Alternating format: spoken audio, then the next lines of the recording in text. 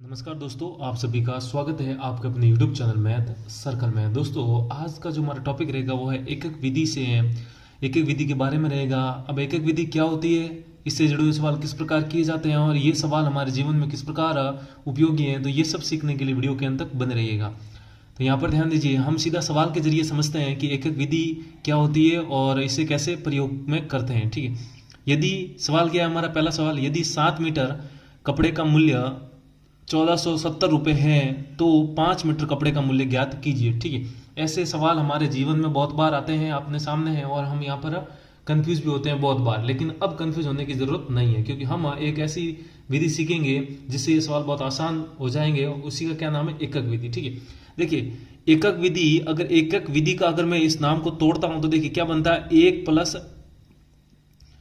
ठीक है, 1+1 यानी कि एक एक करके हमें सवालों को सरल करना है। देखिए यहाँ पर 7 मीटर कपड़े का मूल्य कितना है, 1470 रुपये। ठीक है, तो यहाँ पर आप देख सकते हैं, मैं यहाँ पर लिख देता हूँ हल। इन सवालों को किस प्रकार सॉल्व करते हैं, तो यहाँ पर ध्यान दीजिए, 7 मीटर कपड़े का कितना मूल्य दिया गया है, आप देख सकते हैं 1470 रुपये दिया गया है 7 मीटर कपड़े का। ठीक है, तो एकक विधि के अनुसार पहले आपको एक वस्तु का मूल्य निकालना है। ठीक है, यहाँ पर वस्तु क्या है, कपड़ा है, और वो भी कितना, मीटर में है। तो यहाँ पर 7 मीटर का 1470 रुपये है, तो 1 मीटर का यहाँ पर कितना रुपये हो जाएंगे, तो यहाँ पर हो जाएंगे 1470 और इसमें कितना भाग लग जाएगा, 7 का। ठीक है, अरे भाई मान लीजिए आपके पास 25 पेन है, कितने 25, और एक का अगर 25 पेन है और उसका 50 रुपए है, तो एक का कितना हो जाएगा, तो आप 25 का भाग ही तो लगाएंगे 50 में, तो कितना आ जाएगा 2, तो एक का कितना आ गया 2। इसी प्रकार जब 7 मीटर कपड़े का मूल्य 1470 रुपए है तो 1 मीटर कपड़े का मूल्य कितना हो जाएगा, इतना हो जाएगा 1470/7। अब इसको सॉल्व कर दीजिए, 1 मीटर का मूल्य कितना आ जाएगा, इसका भाग इसमें देंगे, भाग देना हमने सिखाया हुआ है, तो 7 का भाग जब इसमें देंगे तो कितना आ जाएगा आपका 210 रुपए। कितना आ जाएगा 210 रुपए। तो 1 मीटर कपड़े का मूल्य कितना हो जाएगा 210 रुपए। अब हमें पूछा कितना है, देखिए 5 मीटर कपड़े का मूल्य, तो 1 मीटर का 210 है, तो 5 मीटर का निकालने के लिए क्या करेंगे, 1 को 5 से गुणा कर देंगे। तो 1 को इधर 5 से गुणा किया तो 5 से उसको भी गुणा करना पड़ेगा बैलेंस करने के लिए। ठीक है, तो यहां से 5 गुणा कितना हो जाएगा आपका 5 मीटर, कितना हो जाएगा 5 मीटर। और यहां से 5 को जब आप 21 जब आप इसको गुणा करेंगे तो कितना आ जाएगा 1050 मीटर, सॉरी रुपये में आएगा, मीटर तो ये है। 5 मीटर कपड़े का कितना रुपये आ जाएगा, 1050 रुपये आ जाएगा। ठीक है, तो अब देखिए, अब इस सवाल में हमने क्या किया है, हमने क्या किया है, 7 मीटर का दिया हुआ था तो सबसे पहले हम 7 मीटर से किधर गए, 1 मीटर में। हमेशा ध्यान रखिएगा, आपको जितना भी कुछ भी दिया रहता है हमेशा आपको एक वस्तु का मूल्य निकालना है, फिर आपको जितनी पूछे उतनी आप निकाल सकते हैं। एक एक विधि इसी का नाम है। सबसे पहले आप एक का निकालिए, फिर आप जितने का पूछा उतना निकाल दीजिए। ठीक है, तो यहां पर ये सवाल था हमारा, 7 मीटर कपड़े का 1470 रुपए, तो 5 मीटर कपड़े का कितना मूल्य हो जाएगा 1050 रुपए। ठीक है, तो ये था एक एक विधि से जुड़ा हुआ सवाल। चलिए और सवाल करते हैं जिससे ये कॉन्सेप्ट आसानी से समझ में आ जाए। देखिए अगला हमारा सवाल क्या है, 105 लिफाफे का मूल्य 350 रुपए। देखिए 105 लिफाफे का, मैं यहां पर लिख देता हूं हल, इसको हम सरल करेंगे।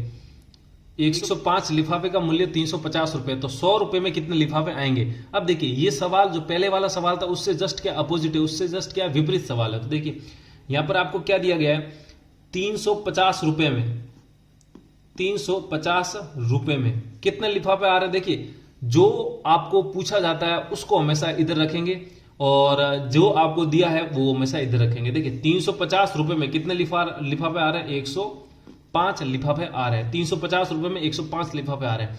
पिछले सवाल में अगर ध्यान से देखेंगे तो यहां पर 7 मीटर का 1470 रुपए दिया था। अब पूछा हमें क्या था, मूल्य पूछा था, तो मूल्य इधर रखना है आपको। ठीक है, जो पूछा जाता है वो आपको इस साइड में रखना है, जो दिया है वो आपको इस साइड में रखना है। ठीक है, यहां पर हमें मूल्य पूछा था इसलिए हमने मूल्य इधर रखा, और यहां पर ध्यान दीजिए मूल्य दिया हुआ है, पूछा क्या लिफाफों की संख्या, तो वो आपको लिफाफों की संख्या इस साइड में रखनी है। तो 350 रुपए में 105 लिफाफे आ रहे हैं, तो आप कह सकते हैं 1 रुपए में कितना लिफाफे आ रहे होंगे, 1 रुपए में, तो आप क्या करेंगे 105 में 350 का भाग लगा देंगे। ठीक है, इसी को एकक विधि कहते हैं। भाई 350 रुपए में 105 लिफाफे आ रहे हैं, तो 1 रुपए में कितना आ रहे हैं, इतने, तो 100 रुपए में निकालने के लिए 100 से गुणा कर देंगे। एक का निकाल लिया, फिर 100 जितने का पूछा उससे क्या करना, आपको गुणा करना है। अब इसको देखिए काटिए, तो ये कट रहा है 35 के पाड़े से, 35 का पाड़ा अगर ऊपर देंगे तो ऊपर जाएगा 3 बार और नीचे कितनी बार चला जाएगा आपका 10 बार। तो यहां पर आप कह सकते हैं 1 रुपए में जो लिफाफों की संख्या आएगी वो कितनी आएगी आपकी 3/10 आ जाएगी। अब हमें कितना पूछा है, देखिए 100 रुपए में कितने लिफाफे आएंगे। यहां पर ध्यान दीजिए कितने रुपए का पूछा है, 100 रुपए। अब ये मूल्य किसका, ये जो 1 रुपए में कितना आ रहा है 3/10, तो 100 रुपए में निकालने के लिए हम क्या करेंगे 100 से गुणा कर देंगे। ठीक है।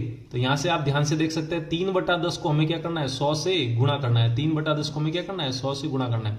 तो 100 से गुणा, तो 10 का भाग 100 में कितनी बार चला जाएगा, 10 बार। और यहां से आप देख सकते हैं जो 100 रुपए में लिफाफों की संख्या आ जाएगी वो कितनी आ जाएगी, 3 × 10 कितना हो जाएगा, 30। तो आप कह सकते हैं 100 रुपए में लिफाफों की संख्या कितनी हो जाएगी, 30। अब पूछा गया था, देखिए 350 रुपए में 105 लिफाफे आ रहे हैं, और पूछा था 100 रुपए में लिफाफों की संख्या। तो सबसे पहले हमें 1 रुपए में कितना लिफाफा है वो निकाल दिए, और 100 रुपए के लिए निकालने के लिए हमने क्या किया, 100 से गुणा कर दिया। तो इसी को क्या कहते हैं, एकक विधि कहते हैं। चलिए और सवाल करते हैं इससे जुड़े हुए, जिससे कि हमारे ये कॉन्सेप्ट क्या हो जाए, आसान हो जाए। अब देखिए अगला जो सवाल है वो हमारे जीवन में बहुत ही काम आता है। जब हम किराना या फिर किसी की दुकान पर जाते हैं और कुछ सामान लेते हैं, तो ये ऐसे सवाल वहां पर अमूमन बनते हैं, ठीक है। तो अब ये ऐसे सवालों को किस प्रकार हल करते हैं, एकक विधि द्वारा। तो सवाल पढ़िए, क्या है, 1 केजी चीनी का मूल्य 600 रुपए है, तो 125 ग्राम चीनी का कितना मूल्य होगा, ठीक है। तो अब यहां पर आप देख सकते हैं हमें पूछा क्या, मूल्य पूछा है। क्या पूछा है, मूल्य पूछा है। तो मूल्य पूछा है तो मूल्य को इस तरफ रखना है, जो हमें पूछा जाता है उसको इस तरफ रखना है, जो हमें दिया है उसको इस तरफ रखना है, ठीक है। तो यहां पर आप देख सकते हैं 600 मूल्य पूछा है, तो पहले तो आप 125, तो यहां पर देखिए 1 केजी का जो मूल्य दिया गया वो कितना दिया गया, आपको 600 रुपए दिया गया। कितना दिया गया है, 600 रुपए दिया गया है, ठीक है। अब यहाँ पर 1 केजी में मैं यहाँ पर ग्राम में क्या कहा गया है, तो यहाँ पर 1 केजी है, तो 1 केजी में ग्राम कितना होता है, हम सभी जानते हैं कितना होता है, 1000 ग्राम होता है। कितना होता है, 1000 ग्राम। और 1000 ग्राम का मूल्य कितना दिया हुआ है, आपको 600 रुपए दिया गया है। अब पूछा गया 125 ग्राम का, तो एकक विधि क्या कहती है, सबसे पहले आप 1 का निकालिए। तो यहां से मैं 1 ग्राम का निकाल देता हूं, तो 1g यानी कि 1 ग्राम बराबर कितना हो जाएगा, 1 ग्राम का मूल्य कितना हो जाएगा, 600 में किसका भाग लगा देंगे, 1000 का भाग लगा देंगे, ठीक है। इसको सॉल्व करिए, देखिए 2 जीरो से ये 2 जीरो कट जाएंगे, तो यहां से जो बनेगा वो क्या बनेगा, आपका 6/10 बन जाएगा, ठीक है। तो 1 ग्राम का मूल्य कितना हो गया, 6/10।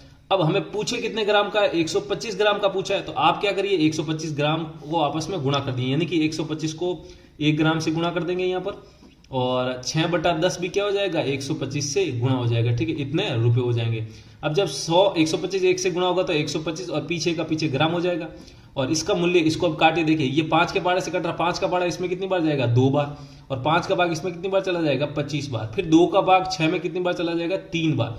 तो आप देख सकते हैं 3 × 25, 3 × 25 कितना हो जाएगा आपका, 75, और पीछे क्या, रुपए। तो आप कह सकते हैं कि 125 ग्राम का कितना रुपए लगेगा, 75 रुपए, जब आपको 1 केजी चीनी का मूल्य कितना दिया जाए, 600 रुपए, ठीक है।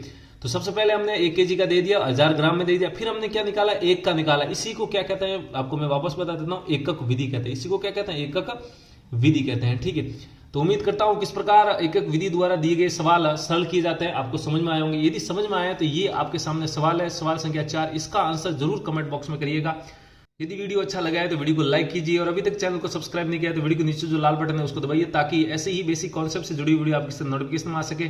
तो आज के लिए इतना ही रखते हैं, जल्दी मिलते हैं हम एक और ऐसे ही बेसिक कॉन्सेप्ट के साथ, तब तक के लिए जय हिंद।